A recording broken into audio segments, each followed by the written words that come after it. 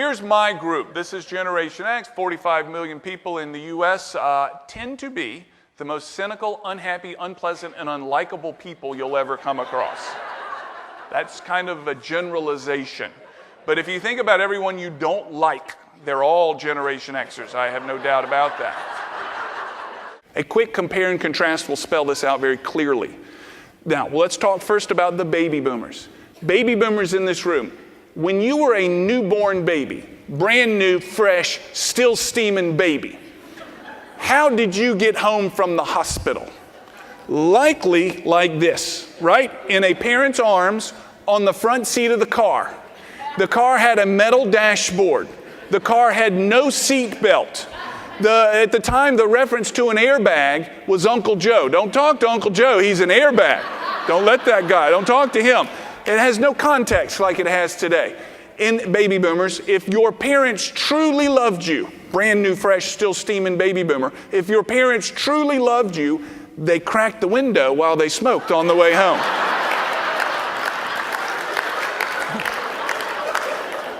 You can see this, right? Baby boomers in this room, were you ever told that you were special and unique and different from everyone else? Probably not. If you ever heard something like that, it sounded something like this. What do you think, you're special or something? So it was actually an accusation to stand out. To be different was an accusation. And then today, let's go to the slides. Then today, we begin to see things like this.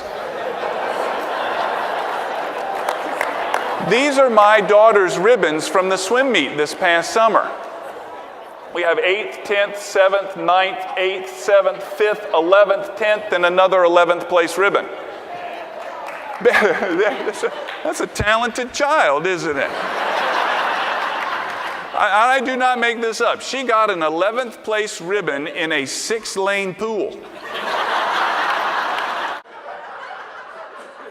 This summer, I'll drive my children, again, to North Carolina from Mobile, Alabama. They'll all be in the car seat doing what? You know this. What are they doing back there?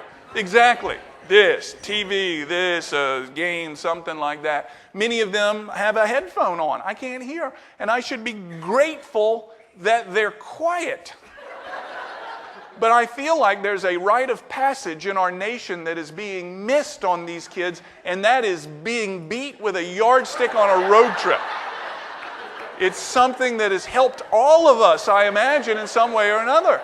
And I can just imagine making eye contact with one of my children somewhere between Montgomery, Alabama and Atlanta and showing them this yardstick as I'm going down the road and making eye contact with them and them realizing slowly, he's about to hit me with this yardstick.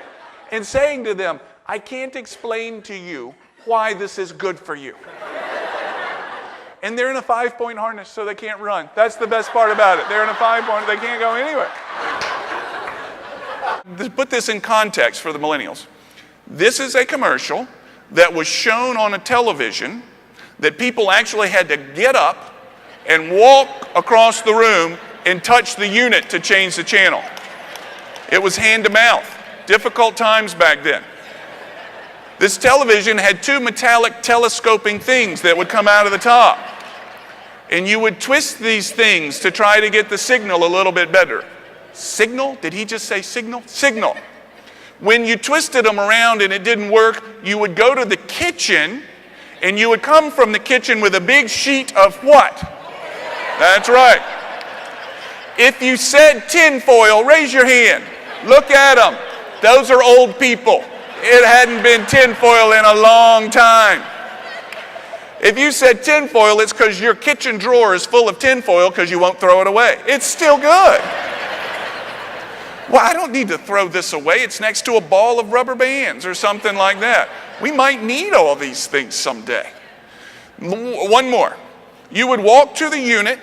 You would place your hand on the knob. In perhaps a hurry, you would change it quickly, and you would come away with the knob in your hand. And you would say things under your breath. You'd place the knob on top of that television, and you'd go and get a pair of pliers. There you go. There are people here who know exactly what I'm talking about. However, the millennials in the room are going, pliers? I don't know. Oh, wait a minute. I've seen these TVs at the Smithsonian in Washington. They're under glass. You can't touch them anymore. They've got alarms if you get too close. Wow. But every now and then, people produce truly special, different, unique people. Contrast this with the 9th place soccer team. What are they carrying? Trophies, that's right. 0-9, trophies and pizza for everybody.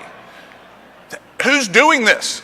Right here. This is my generation that's making this happen right now. So I want you to contrast this. This has likely been a big part of your patient base and perhaps will be coming up. They're not gone. They're just a big part of the patient base.